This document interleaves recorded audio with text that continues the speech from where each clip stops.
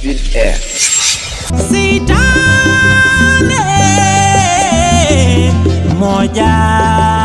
Assalamu alaikum bandiraɓe, on calminama mon e moɗon kala to neɗɗo salminte welto weytoɗo en calmini dendagal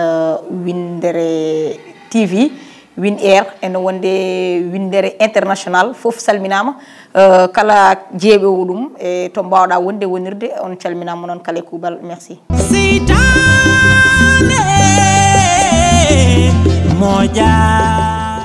Bon, de 7 ans à 27 ans actuellement, donc Aïssata Keita Ba,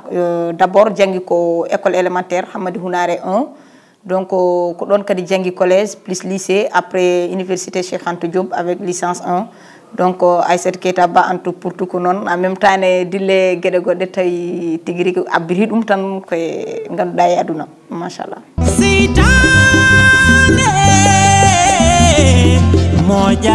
Bon, fani me dum don en tout cas ko adi fof ko mbiyami ko Hamadi Hounare wuram ko adi fof. Wuram Hamadi Hounare ko adi fof. Fosfado tawi ko mbodo wondo ne Hamadi Hounare ko don jibinami ko don mawnumi ko don mbotam dasa ko don badmi gedam fof. Donc so tawi min mi wone Hamadi Hounare so mi yi Hamadi Hounare nabe e manani jogi cadele e cadele de kala to do mbawi wonde non so tawi mi wonani jasdo mbodo foti immare mi wallondiri Hamadi Hounare nabe. Donc cadele fosfado de indemnisation dido indemnisation ko sadene nde ganduda dum don Hamadi Hounare nabe ni jogino dum kadi jeenoma kadi e kombaji burdi tengtude e kombaji nder Hamadi Hounare. Donc minen en tant que biddo Hamadi Hounare najo kono non kadi ko yidde siftinde yimbe be min en tant que liggorodo ton to ganda to wite to fosfado wonto. Mais mi subahi wonde bangi liggiyamo mais min cubimi ko wonde mi biddo Hamadi Hounare najo wonde mi jibinande Hamadi Hounare najo so tawi mi yi wuram ne wona sadele il faut ko mi dardo e wuram mi mayde wuram mi wurde wuram mi nyamde wuram mi yarde wuram mi heydide wuram. Donc ko dum saabi Aïssata Keita Ba immi dari yaade wuru munen mais nak wona wonde e contre kambe somi vanabe non c'est à dire que indemnisation ko hakke mo ganduda dum do habe poti hebde dum kadi ko jojjande de ganduda ene fonno réglede mais régla sa yi dum don non ari ha don yimbe ne gimmo ene pinni hini yimbe ne gimmo ena kabatake boleje walla yimbe ne gimmo ena duppo ponoje walla ko wayno ne ko waynon ha ni ene piye hen ko muusi ko metti nde taw non won ko fonno wonde wonani wadde den tawde ko fonno wonde ko wonani yobe ngappu fotbe wadde hunde ha wona be mbada dum non Hamadi Hounare nabe ko hen jaso Hamadi Hounare non halam min ko hen jeyami.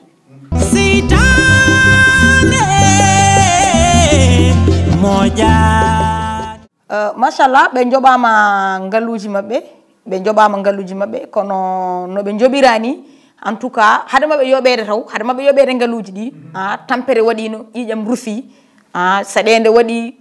tampama lorenoma no fewi kono be kebi ngaluji kono de mbawi wiide no be kebiride ni habe mbawno hebirde tawi wona no be kebiride ni de taw non po gonga pular no wiye ko ma feere bonande feere modje kono non do mimi sikkan ni feere seno fonno bonde do de do fonno ran ko modjude de taw non ko be jeyno ko be ngurno ko dum woni ko tetta wayno hande ada jogi biye ni fina suba haran wiye yo itte enduma da tan dani taw ala dalilu ala haybate ko dum non sabi be kebi kono non bon kebgol be kebi machallah min beltinima président de la république kono kam habe ponno hebirde no burno yodirde.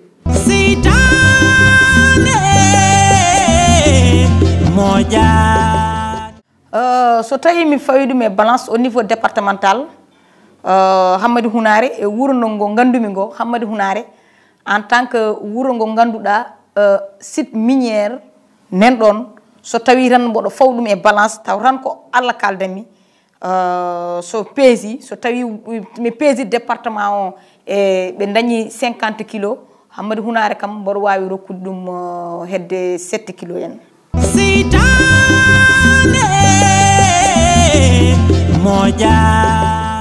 Raison pour laquelle parce que site minière uji di mbimami di d'abord site minière uji di hadi poti joganade Hamadi Hounare ngartam dam ganduda e ko wona Hamadi Hounare ko tan mais comme ko Hamadi Hounare namdi den mais Hamadi Hounare be ponni jogana dum ngartam dam ganduda hande e normalement en down e der niveau départemental Hamadi Hounare no foti limtede e gure burde wadde mieux infrastructure manam burde jogade e ganduda dum do ko wiete ko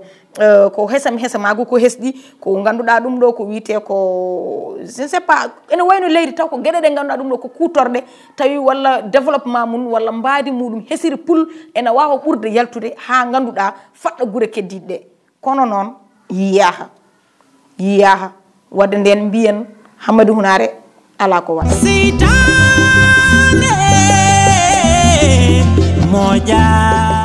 parce que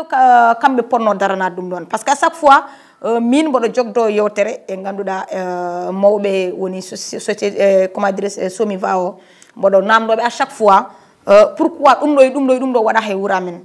mi siftina bandiraɓe ko toon ligguromi kono mi woppata deeƴa min namdoroɓe pourquoi ɗum ɗo ala e wuura men ɓe mbi minen wona mouvement ji walla wona association ngaji mbawata yaltinde kene taga min mbaɗe wuuro mon hen hunde non ko mairie ndi donc min mboɗo namdo wonde mairie ndi pourquoi kamɓe ɓe jahata toon ɓe gaftoyo ɗum ɗon ko foti wonde wuuro he ɓe gaddoy ɗum ɗon ɓeɗo nene mbiya ko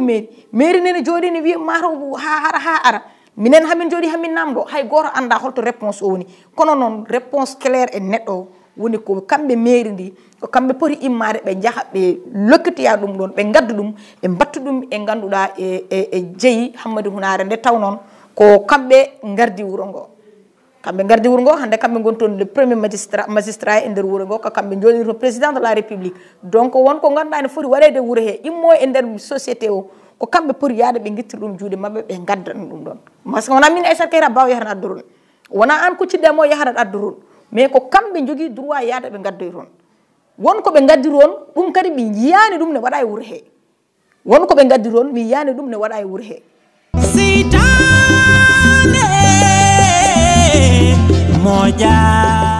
merci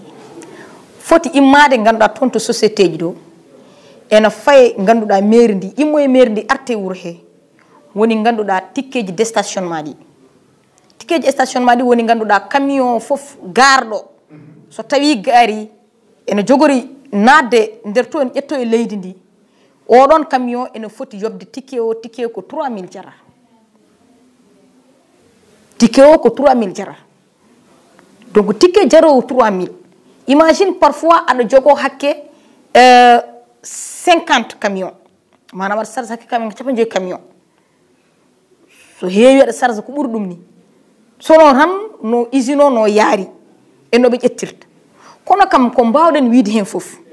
eɗen gandi kam chaque mois woni société goɗɗo toppiriɗo ko fate ganduɗa ƴettude ɗo ndiɗo leydi enen adda ɗum gaaga lamorgo ɗo woni GTM ɓeɗon kam aɗa andi chaque mois ene jooɓo fodde hakke 60 walla hedde 90 ɗum ko lewru foof kadi ko commune foof Hounare ndendori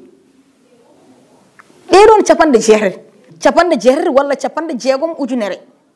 donc oɗon kalis so tawi a rendini ɗum chaque fin du mois a rendini ɗum année o aɗa andi ko million ngaji gonɗon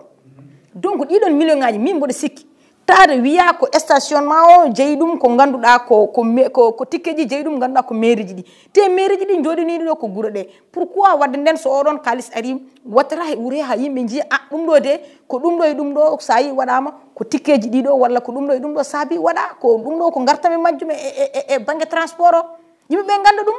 mais hay batta on kalis holto woni kalis o rawan trésor oɗon keeɗi ko kalami o kalis o rawan trésor ko cash keɓoton ɗum chèque mon keɓoton min Aissata Keita Ba ko min wi noon rawan trésor ko chèque ɓe keɓata ala yaade trésor ala hay nokku ko chèque keɓoton ko ndendor yahata trésor mais Hounare ko chèque heɓata donc oɗon kalis holto woni yimɓe yo kaldu gonga donc comme ko gonga mbiɗen gonga nen ɗon on kalis honto woni ça c'est la grande question et que je me demande mboɗo namdo ɗum hooram min chaque jour on kalis kam honto rewata so tawi mbaɗiɗon koɗon joɓira yimɓe ko joɓirɗon fof mais yo wot ko heddi yo wot ko mbaɗɗon e wuuro he min jeeyi min ganda ɗum ɗo de ko station ngaji maji ɓe mbaɗannoɗi ɗum de maahi oɗo ngun guertoɗe walla ɗum de maahi nduɗo fawru min ganda mais rien mbatte hakkillaji no fewi